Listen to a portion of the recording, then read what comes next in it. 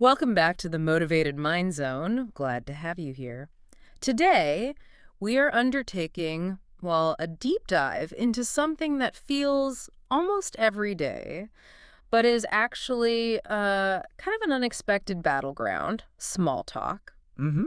You know, those short, casual chats with people you don't really know. We often dismiss them, think they're superficial. Right, like they don't matter much. Exactly. But nailing these little interactions, just a few minutes sometimes, that can be the hinge for, well, for everything. Networking, maybe getting ahead at work, or even just feeling comfortable, waiting for a bus. It's true. People underestimate it. So if you've ever felt that sort of panic, the awkward silence looming, or just scrambling for the right thing to say to a stranger, then this deep dive, this is basically your linguistic toolkit. I like that linguistic toolkit because it is like conversational judo, isn't it? It's Yeah. way more than just knowing some English words. Oh, yeah. How so? What needs fluency in like unspoken rules, cultural codes, timing. Mm. It's a subtle negotiation happening really fast. Mm. And for anyone who wants to sound truly fluent, understanding these quick exchanges is, well, it's paramount. They show you exactly where the cultural landmines are hidden. Cultural landmines. Okay, I like that. And our source material today is pretty amazing for digging those up, actually. Mm-hmm. We're looking at a real-life transcript, a detailed one, just a casual chat between a taxi driver and a passenger. Seems totally mundane, right? On the surface, yeah. But this one conversation, it unpacks some really essential English fluency phrases. And maybe more importantly, some surprisingly sensitive cultural etiquette rules. The kind that if you break A them. conversation just dies instantly. Exactly. So our mission today is to pull out the practical roadmap from this, a sort of step-by-step guide. How to start, how to keep it going, and crucially, how to get out smoothly.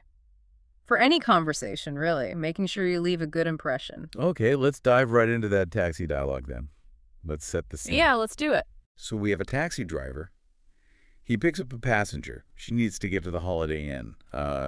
Crenshaw and Hawthorne, I think it was. Right. And he kicks things off with the absolute classic taxi opener. Where are you flying in from? Supernatural. Totally standard. And she says China. So right away, a simple start. Based purely on, observation and the immediate context. The taxi ride itself. That's step one for anyone, really. Observe your surroundings. And then she clarifies, doesn't she? She says she's actually from Mexico. Exactly. She was just in China for a business trip. And this is where it gets interesting. She mentioned she was dealing with companies making bathroom products. Aha, okay. Not the most glamorous industry. Maybe not. But think about what that detail signals. It instantly frames her as, well, an international business person, someone capable dealing with overseas trade. Ah, I see. Despite the product. Right. And then we learn she's only 26. So young, navigating complex international business. That's quite a profile. Yeah, that would definitely pique your interest. Precisely. Yeah. And it clearly spakes the driver's curiosity. He sees this young woman seemingly very successful on an international stage. So after they sort out the directions, the drop-off, all that. He pivots, and maybe pivots a bit too hard. He goes from talking about her business trip to something much more personal and culturally very sensitive. This is the age question, right? This is the age question. He tries to soften it, but, the damage is kind of already done. How does he phrase it? He says, "Excuse me if I'm being a bit nosy, but how old are you?" And that word nosy, that's key here. Okay, define nosy for us. Being nosy means you're, well, overly interested in other people's private business, asking more questions than is really appropriate or necessary. Prying, essentially. Got it. And her reaction, because that's the real lesson here, isn't it? Oh, absolutely. Her response is immediate and very direct, which you don't always get in casual chat. She says, "Don't you know it's rude to ask a lady her age?" Wow, sharp. Pow. Yeah. That single line just perfectly illustrates a cultural boundary being, well, pretty violently crossed. Even if he didn't mean it badly. Exactly. His intention might have just been impress curiosity, like, wow, you're doing so much at your age. Hmm. But the effect was immediate awkwardness. The conversation stalled right there. So it just highlights how vital it is to have the right words, the right linguistic tools when you're getting close to sensitive topics. Intent isn't enough. Intent is definitely not enough.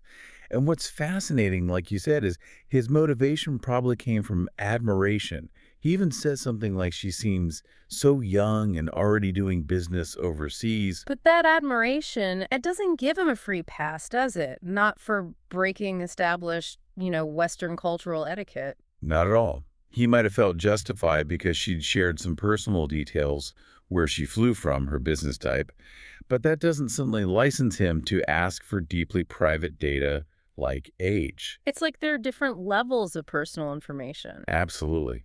And the source analysis really confirms this. When you're probing someone's private world feelings, money, age, relationships, you have to use these sophisticated linguistic buffers, these softeners. And if you don't have those tools, The conversation derails, like it did here. Both people end up feeling uncomfortable. It basically forces us to look at these buffer phrases the dialogue hints at, which I think is where we should go next.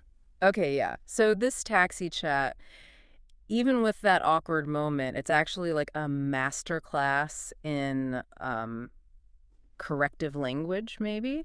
It shows how you can try to salvage things. Or at least how certain phrases attempt to manage sensitivity.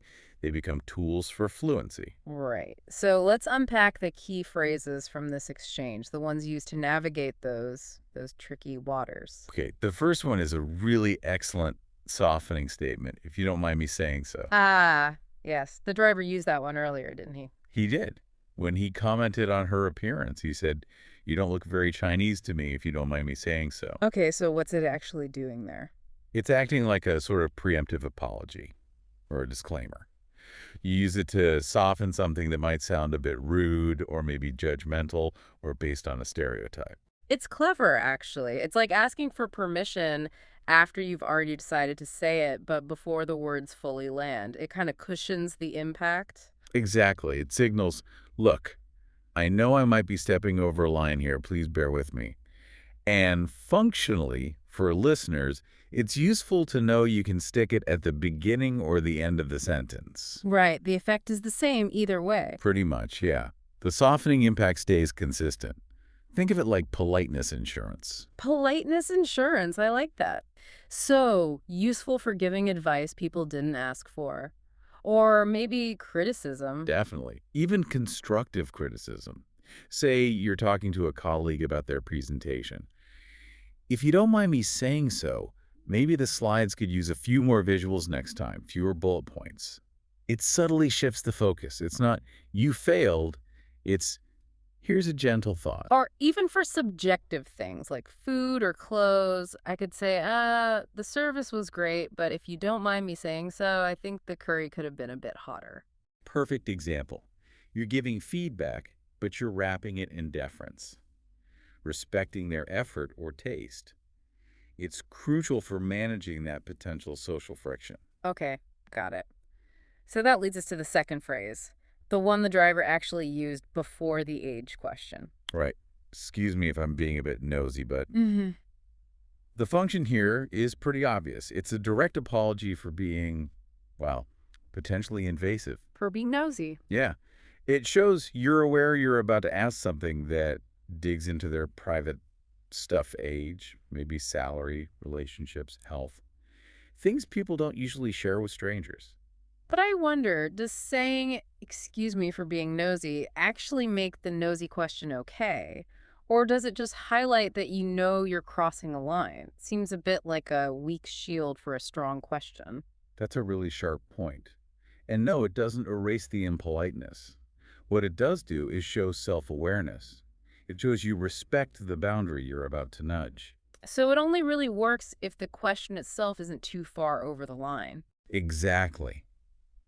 It works best if the question comes from genuine, relatively harmless curiosity, like the driver's interest in her business success, maybe. If you use it to ask something truly out of bounds, like, excuse me if I'm nosy, but what's your bank balance? Hmm. Yeah, the apology isn't going to save you there. Not a chance. So it's a tool for mitigating small breaches of etiquette, not for excusing major privacy invasions. Okay, moving on. There's another really vital phrase for clarity, one you hear constantly in native speech.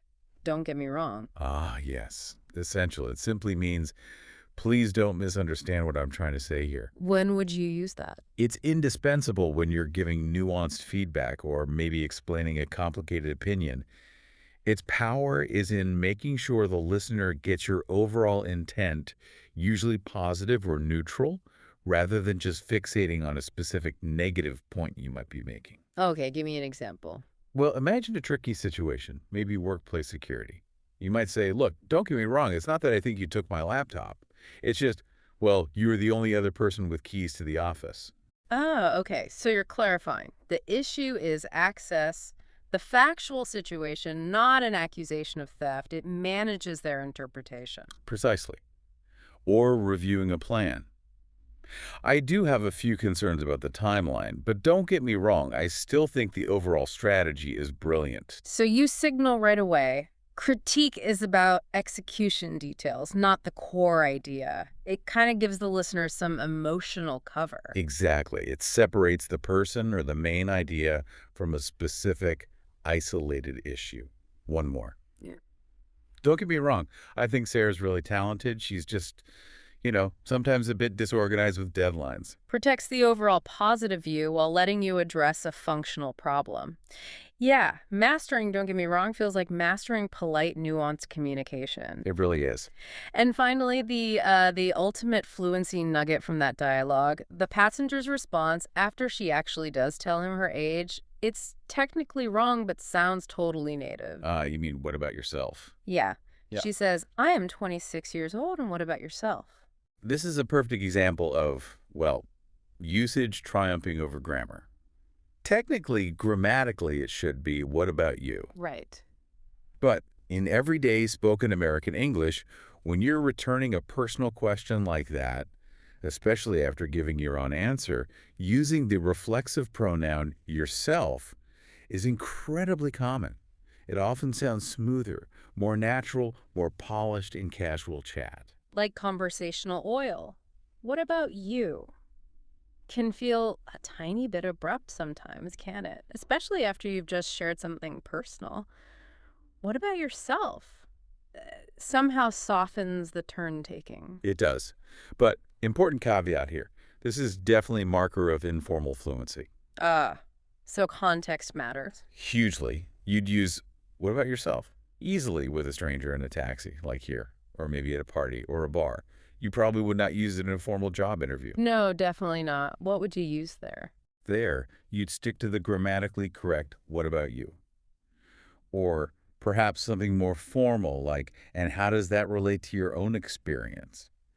Knowing when to break the grammar rule and when to stick to it, that's a big part of real fluency. Okay, before we jump into the sort of strategic framework for actually starting conversations, let's just quickly polish up on a few other useful vocabulary bits that came up in that taxi exchange. Focusing on the nuances. Good idea. Little fluency boosters. Where should we start? How about a really basic but super common agreement phrase?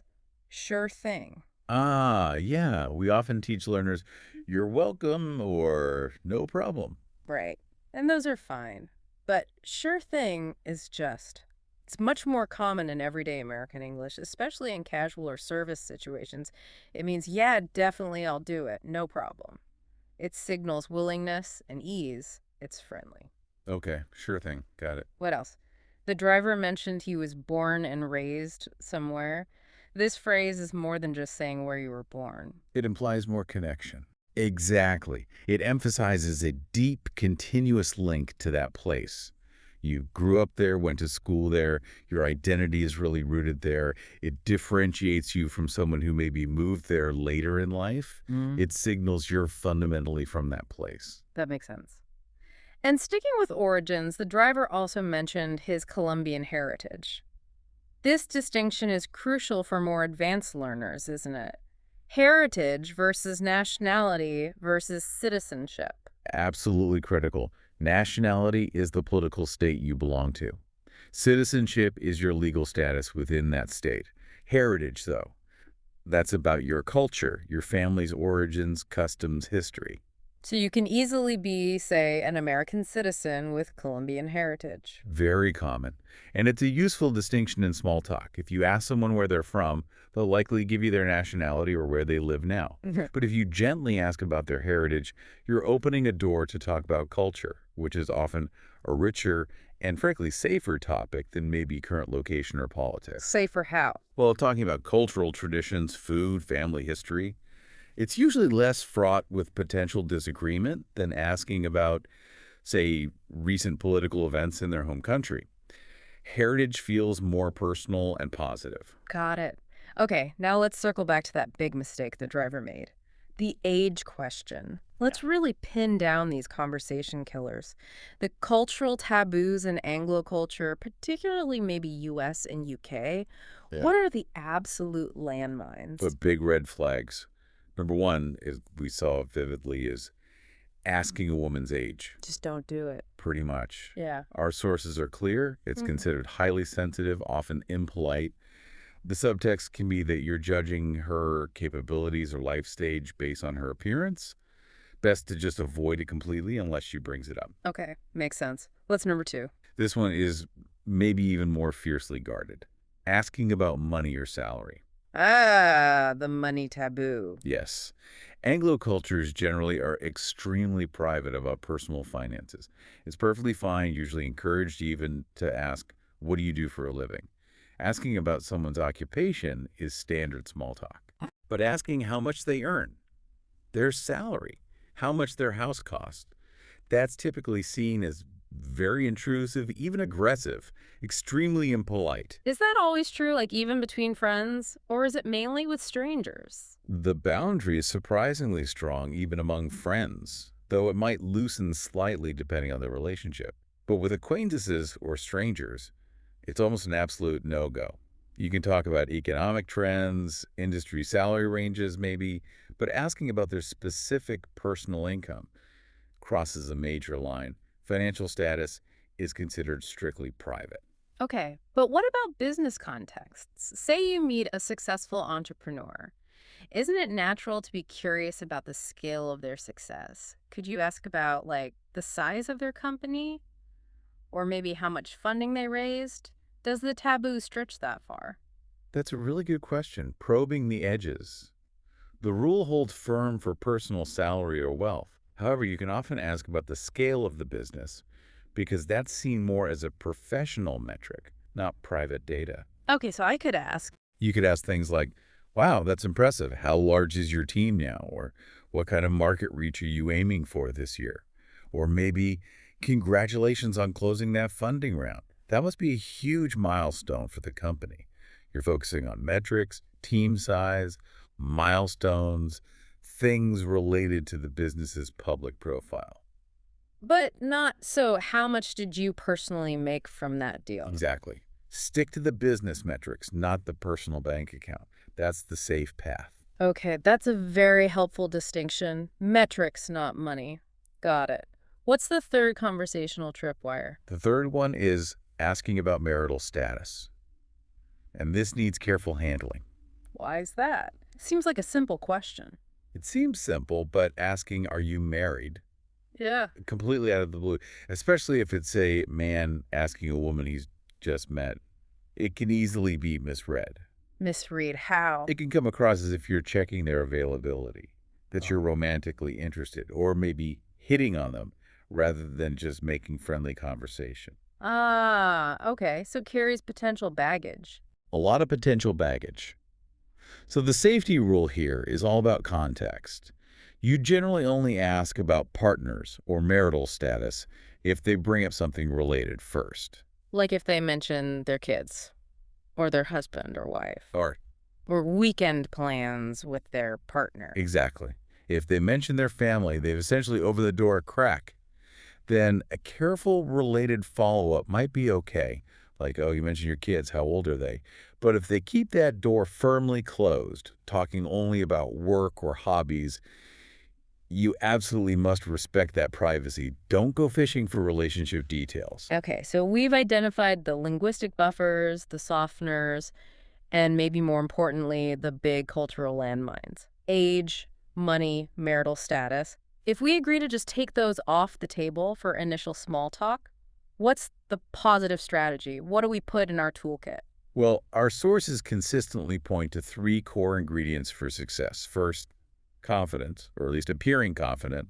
Second, a genuinely friendly attitude. And third, this is key, the skill to quickly find some kind of common ground. Right. That connection point. So let's break it down. Starting a conversation, it needs to feel less like this huge, scary thing and more like, I don't know, a standard procedure. Exactly. Let's assume people know the basics, Yeah. both smiling, right? Yeah. We need to get into the slightly more advanced mechanics of approachability. Okay. Step one, the start, initiating contact. You mentioned observation earlier. How do we make that work effectively? It's not just any observation. It has to be contextually relevant. Mm. Something easy for the other person to respond to, definitely non-judgmental, and ideally very immediate to your shared environment. So not just nice weather we're having, unless it's like a hurricane. Pretty much. Unless the weather is genuinely remarkable, it's a bit weak. Hmm. Better to find something more specific. Let's think about different scenarios. Yeah, practical examples are good. Okay, scenario one. You're at a networking event. Don't just walk up and say, so what do you do? It feels a bit like an interrogation. Right. Too direct. Instead, try an observation about the event itself. Maybe point to the buffet. Wow, those mini quiches look amazing. Have you tried them yet? Or comment on the speaker. That was a really interesting point about market trends, wasn't it? It's light, it's shared context, and it invites a simple opinion. Okay. Scenario two. Airport waiting area. Shared misery, maybe? Shared misery can work. Instead of the potentially private, where you heading, you could say something like, ugh, this delay is killing me. Are you managing to get any work done? Or maybe, that book looks interesting. Is it good? You're bonding over the shared situation or making a neutral observation. Scenario three. Online meeting or class, maybe in the chat or during a break. This needs more specific observation, probably Okay. based on what someone said. Hi, Naima. I really like your comment about topic. Is that something your team focuses on a lot? You're validating their input and asking an open-ended follow-up about their context. Nice. And scenario four, just a coffee shop line. Easy. Hmm. Focus on the shared purpose. Getting coffee. Oh, that latte art is impressive. Is that the vanilla one? I'm trying to decide. Mm-hmm. You're asking for a tiny low-stakes recommendation. Okay, so these openers are designed to get more than a one-word answer, right? And they feel safe. Exactly. And underpinning all this is the nonverbal stuff. We mentioned open body language, no crossed arms. Let's refine eye contact, though. It's not about staring someone down. No, definitely not. Think of it as soft focus eye contact. You connect visually often enough to show you're engaged maybe 60–70% of the time. But you allow your gaze to shift naturally. It shows interest without intensity. So the simple hi or hello, plus that relaxed posture and soft eye contact. That's the signal. That's the initiation signal. It says, I'm friendly, I'm open to chatting, but I'm not going to force it. Approachable, not demanding. Okay, step one, sorted. Now, step two, engagement. You've made contact. How do you keep it going beyond the first exchange? This is where the power of open-ended questions comes in. But not just any open-ended questions. We need ones that invite more than just facts. We want questions that tap into maybe narrative or passion. Why is that so important? Because people generally like sharing their thoughts and stories. Closed questions, ones that can be answered with yes or no, they just kill momentum. Open-ended questions, especially ones starting with why or how, they invite elaboration. Give me an example. Instead of, Do you like living in this city? Yes, no answer.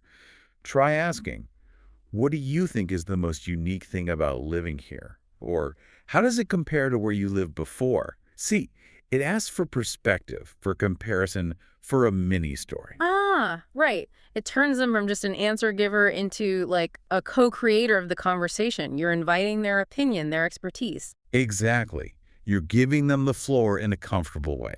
Let's try some more context-specific ones, focusing on getting beyond just facts. General setting. Instead of, what's your job? Try, what's the most surprising or interesting challenge you've tackled at work recently? It taps into recent experience and potential passion. At an art gallery. Instead of, do you like this artist? Maybe, what is it about this particular piece that catches your eye?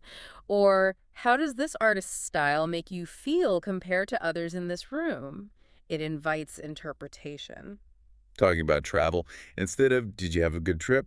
Try, what was the most unexpected discovery you made on your trip to Italy? It asks for a specific story. Okay, those are definitely richer questions. Now, step 3 was active listening. We know nodding and saying, uh-huh, is part of it. But how do we make it active? We need to go beyond just basic affirmation. Real active listening involves showing you've truly processed what they said. One powerful technique is validation through reflection. What does that mean? It means occasionally paraphrasing or summarizing what they just said, but maybe in slightly different words, often as a question. How does that work? Okay, say someone tells you, I spent all weekend gardening, digging up weeds. It was exhausting, but so satisfying. You can reflect back. So getting your hands dirty and seeing that immediate result, that's really rewarding for you. Ah, I see. It shows I didn't just hear the words gardening and tired. I understood the feeling, the satisfaction part. Precisely. It confirms your understanding, shows deep engagement, and crucially, it often encourages them to elaborate even more on why it's satisfying. Hmm. It builds connection much faster than just saying, oh, cool, or that's interesting. All right, so you started, you're engaging with good questions, you're actively listening. Now, how do you keep that momentum going? How do you maintain the flow? The conversation dance, right? Exactly. It's like that game of catch we mentioned. It needs both people throwing and catching smoothly. If one person just holds the ball, lectures, or if the other person keeps dropping it, doesn't respond, the game stops. Gets awkward. So, what's the key to keeping the ball in the air? The most essential tool is the follow-up question. But critically, it must be based directly on something they just said. This shows you were actually listening, not just waiting for your turn to speak or working through a mental checklist of questions. So, if they mention they just moved here. Your follow-up isn't, where did you live before? Which is okay, but basic. A better one might be, oh, wow, moving is always such upheaval. What's been the biggest surprise, good or bad, about settling into this neighborhood? It connects directly to moving and asks for a specific experience. Or if they talk about a tough project at work. Instead of just, oh, that sounds hard, try that project sounds really complex. What's been the most unexpected hurdle your team has had to overcome with it so far? Again, directly related, open-ended, asks for a specific narrative. Okay, that makes sense. Building directly on their contribution. There's also a slightly more advanced technique you can use here called mirroring. Mirroring. What's that? It's subtly repeating maybe the last keyword or a short key phrase the speaker just used, but phrasing it like a gentle question. Huh. Give me an example. If they say, we finally got the prototype working, but the user testing was brutal, you could just echo back, slightly questioning, brutal. Ah, and they naturally explain why it was brutal. Exactly. They'll almost instinctively elaborate on that specific point. Yeah, brutal because it prompts them to continue their story effortlessly without you needing to formulate a whole new complex question. It makes it feel like you're hanging on their every word. That's clever. And less effort for me. It can be, but use it sparingly, maybe just once or twice in a short conversation. Overdo it, and it starts to sound weird. Right. Okay, so follow-ups, maybe some mirroring. No. What else keeps the flow going? We need topics, right? Absolutely. Especially in initial small talk, you want to keep it light. Don't wade into deep philosophical debates or controversial politics right away. Stick to common, generally safe ground. Like hobbies, interests, travel, maybe recent movies or TV shows everyone's talking about. Perfect. Those are usually safe bets. And if you happen to stumble upon a shared interest, maybe you both love hiking or sci-fi novels or a particular sports team that's gold dust. Yeah, then the small talk phase is kind of over, isn't it? You've found a topic you can both genuinely engage with. Exactly. The conversation suddenly has its own engine. But what if a topic starts to run out of steam? How do you change subjects without it feeling abrupt? Good question. You can't just suddenly ask about the weather if you were deep in discussion about, I don't know, baking sourdough. Right. You need a bridge. This is the art of the intentional tangent, or bridging. You use a small detail from the current topic to pivot to a new one. Okay, how would that work? Let's say the sourdough chat is dying. Maybe they mentioned getting the flour from a specific local farm shop. You could bridge from there. Oh, that farm shop up on Hill Road. They have amazing local honey, too. Have you tried it? It reminds me of the honey I had when I visited. And boom, you're now potentially talking about local food or travel. Ah, you used farm shop as the link. Um, Okay, so find a related keyword or concept. Precisely. It makes the transition feel natural, not random. Now, throughout all this, the body language is still talking, too. Right. We covered eye contact and relaxed posture. What else? Leaning in slightly can show engagement, but don't lean in too much that can feel intense or invade personal space. Keep it subtle. Occasional nodding shows you're tracking. Smiling, when appropriate, signals warmth. And things to avoid. Avoid signs of disinterest. Constantly looking around the room, checking your watch or phone, keeping your arms tightly crossed. These all send negative signals. The goal is to make the other person feel comfortable and, frankly, valued. Makes sense. What about humor and stories? Can they help the flow? Definitely, but use them carefully. Sharing a brief, relevant personal story can be great for building connection. If they're talking about a commuting nightmare, you could share a quick, maybe self-deprecating story about the time you got on the wrong train. It creates a little shared vulnerability. Lighthearted humor can really warm things up, but keep it simple, positive, and situational. Sarcasm is risky with strangers. It relies too much on shared understanding that might not be there yet. That joke about melting like an ice cream cone in the heat, safe. It's visual, relatable, and not edgy. Good rule. Keep humor simple and positive with new people. Absolutely. And one final crucial point on flow: respecting boundaries and silence. Meaning. If the other person is giving very short answers, seems hesitant, or looks uncomfortable, don't just keep hammering them with questions. Back off a little. Space. Exactly. Maybe offer a comment instead of a question, or gently change the topic to something less personal. They might just be a quiet person, or they might genuinely not want to talk much. Pushing too hard creates pressure and discomfort. Patience is key. Remember, the aim is connection, not interrogation. Okay, so we've navigated the start, kept the conversation flowing. Now for arguably the trickiest part for many people, getting out the exit. It's so important, isn't it? The ending is what often sticks in someone's mind. It's the final impression you leave. So what does this all mean? How do we end things gracefully, leaving that positive vibe? The first strategic move is learning to identify the natural stopping point. Don't let the conversation just fizzle out into awkward silence. That's painful for everyone. So look for a signal. Look for a natural break. Maybe you've just finished discussing a particular topic. Maybe there's a shared laugh after a story. Maybe just a slight natural pause in the rhythm. That's your cue. Okay, I've spotted the pause. What do I do? Use the power of summarizing and appreciating. A quick, polite summary sentence shows you were actually listening and that you valued their time and input. It validates the interaction. Can you give an example? Say we were talking about the recent trip to Italy. You could say something like, wow, it was really fascinating hearing about your adventures in Florence. Sounds like you had an amazing time. I hope you get to travel again soon. Okay. Or if it was just a light chat about, say, books. Well, I really enjoyed chatting about those authors with you. It was nice to take a break and have such a good talk.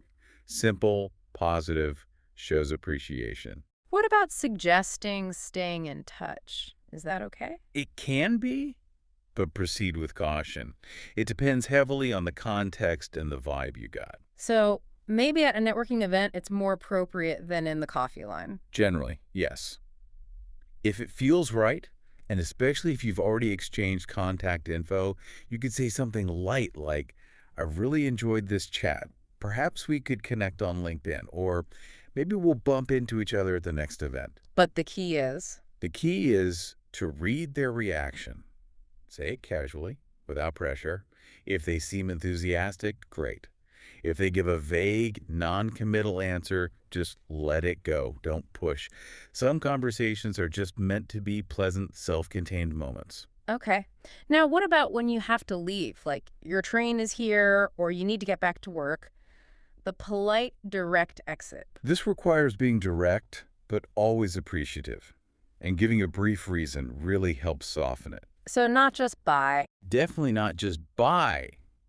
Try something like, I'd honestly love to keep talking about this, but I see my bus is here. It was really great meeting you. Name if you know it.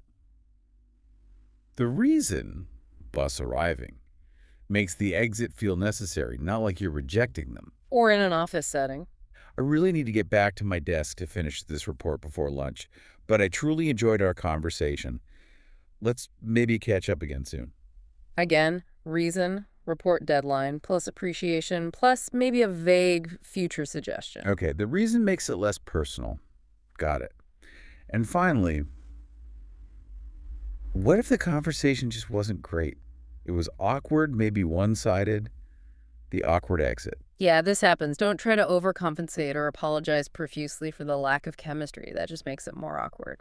So what's the move? Keep it simple, keep it brief, and keep it positive. Something like, well, it was nice talking with you. Have a great rest of your day. Or simply, okay, I should probably get going now. Take care. No big summary, no future plans, just polite closure. Exactly. It closes the loop cleanly and positively, even if the interaction itself wasn't stellar. Mastering that graceful ending ensures you always leave things on a neutral or positive note, never a sour one. Hashtag outro. Wow. Okay, so this deep dive has really given us, and hopefully you, a much more sophisticated toolkit for conversation, hasn't it? We've gone way beyond just basic English phrases. Yeah, into true social fluency, hopefully. We covered those crucial softening and clarifying phrases, if you don't mind me saying so. Don't get me wrong. Really useful. We flagged those big cultural red lines: age, money, unprompted marital status. Knowing what not to do is half the battle, right? Absolutely. Avoiding the landmines is key. And then we built that positive strategy, starting with good observation, engaging with open-ended, narrative-inviting questions, Maintaining the flow with active listening, mirroring, bridging. and finally, nailing that positive, graceful exit, no matter how the conversation went. It's a lot to juggle, but the ability to handle small talk well, with confidence and cultural awareness, it's not just about being polite. It's a huge asset, professionally and socially. Yeah, it really is. And that core idea you mentioned, focusing on making the other person feel heard, feel valued, that seems to be the thread running through all of it. That's the heart of it. Active listening, asking questions that show genuine interest, that transforms a simple exchange into a real connection. So here's a final thought for you to take away and maybe try out.